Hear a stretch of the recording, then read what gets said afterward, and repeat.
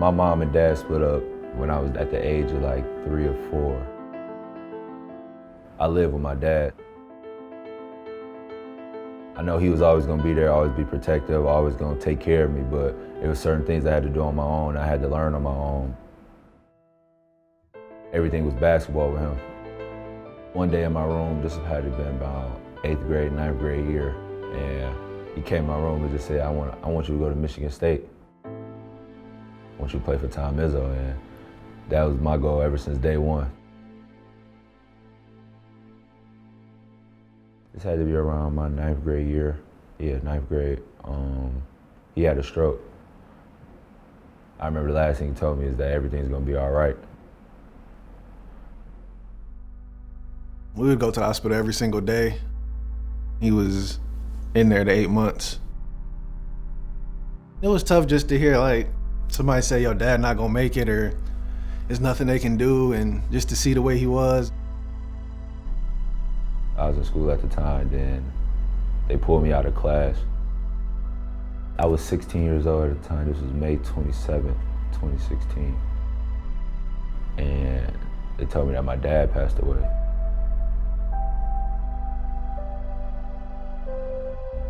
I lost it. I just started, and I couldn't stop after that.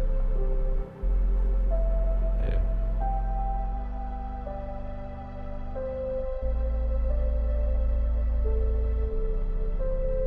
As far as like me and Gabe relationship after that, we was always close. But I mean, something like that is always gonna bring you closer, you know. And it was just like, I just wanted to do everything I could to make sure he still had like a normal feeling like childhood. I was 20 years old at the time, so I mean, just stuff like trying to take him out to eat, buy him clothes, give him some extra money if I had it, buy him some shoes, make sure it's Christmas gifts under the tree, just stuff that you don't never really think about. It was so many emotions going around where I couldn't hold it, I couldn't take it.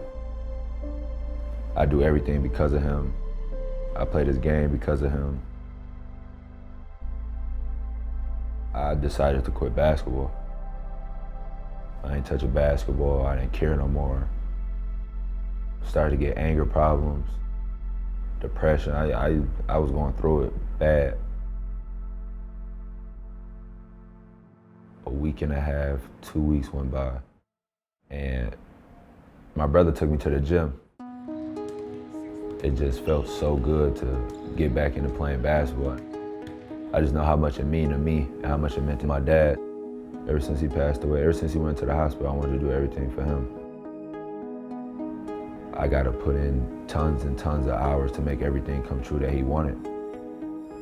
And when I got offered by Michigan State and he told me in the office, Tom Izzo himself, it was kind of like I did it.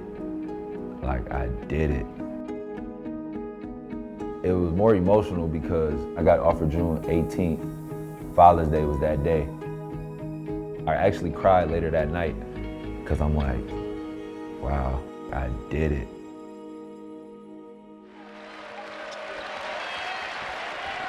McQuaid up ahead, Brown, first basket in a Michigan State uniform for the freshman Gabe Brown.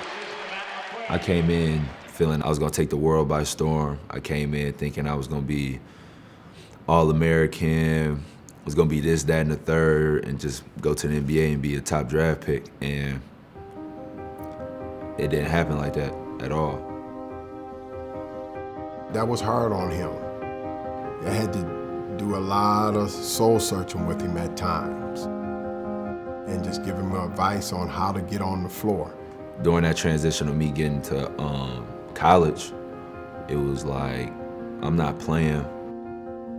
And depression always been with me ever since my father passed away. So I used to go in my room and I just sit there and I just cry.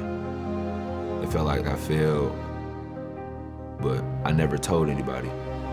Like, I came in every day trying to smile, trying to be happy, trying to get myself out of it because I felt like people wouldn't understand me or understand what I was going through.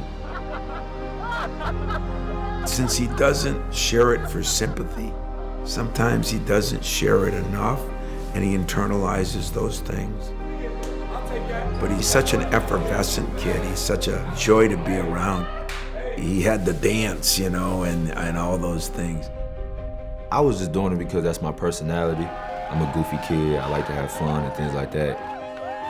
Even though I was going through one of the toughest moments ever in my college career, I tried to make the best out of the situation as much as possible. I don't like Gabe Brown. I love Gabe Brown because he gives me everything he has.